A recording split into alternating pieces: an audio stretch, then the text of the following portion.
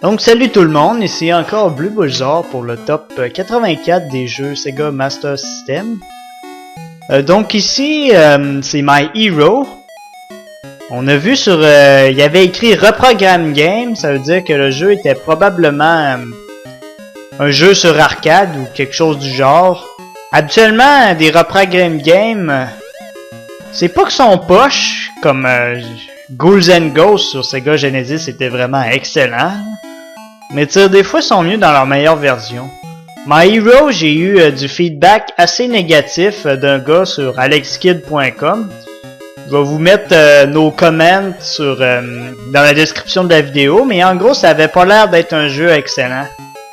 Donc, je vais vérifier ça tout de suite. Donc, c'est un petit gars, un bêta male, qui se fait kidnapper sa femelle. Donc, A, ça donne un coup de pied, B, ça donne un coup de poing. Ok, puis on est tellement bêta que dès qu'on se fait toucher une fois, on est mort. Ok, je suis encore mort. Je pense que je vais arrêter d'essayer de donner des coups de poing, puis je vais y aller avec les coups de pied.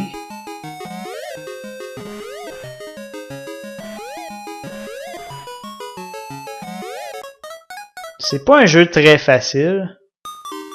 Par contre, la musique a l'air pas pire. Ça me rappelle un peu un thème de Tetris. Donc, bang, le punk me frappe, il pogne ma fille, puis il va violer.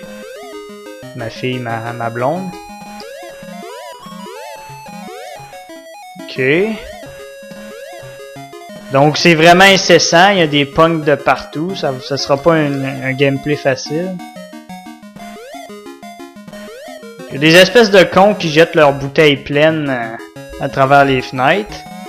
Oh, ici, on a un knife shooter.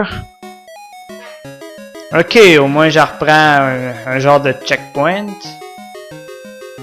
Donc, j'avais eu du feedback que juste était de la merde, mais pour le moment, à part la mort incessante puis les ennemis partout, je trouve que c'est pas si mal.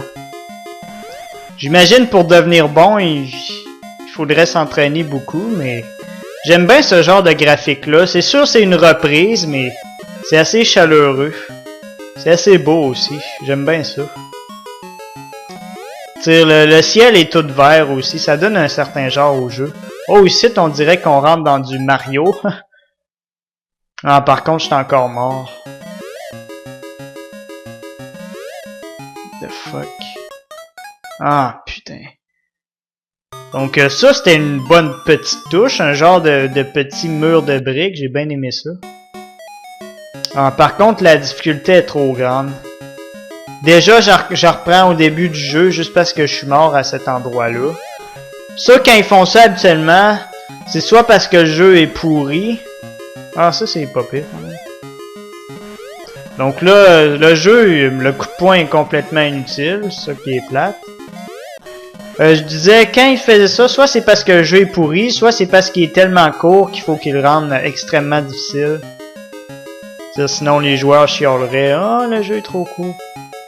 C'est pas qu'il est extrêmement difficile, comme là vous me voyez, j'ai pas joué longtemps puis je me suis rendu quand même assez loin. C'est que vraiment, faut que tu sois tout le temps concentré. Ça arrive de partout puis la moindre erreur te fait perdre la vie. Donc ça, c'est pas tout le temps le fun. Même Ghouls and Ghosts, t'as droit à 2 chances. T'es touché une fois, puis tu meurs si t'es touché 2 fois. T'sais, les jeux où c'est que tu meurs touché une fois, comme Contra, là... Contra, c'est bon, mais c'est pas tous les jeux qui pourraient être aussi bons que Contra.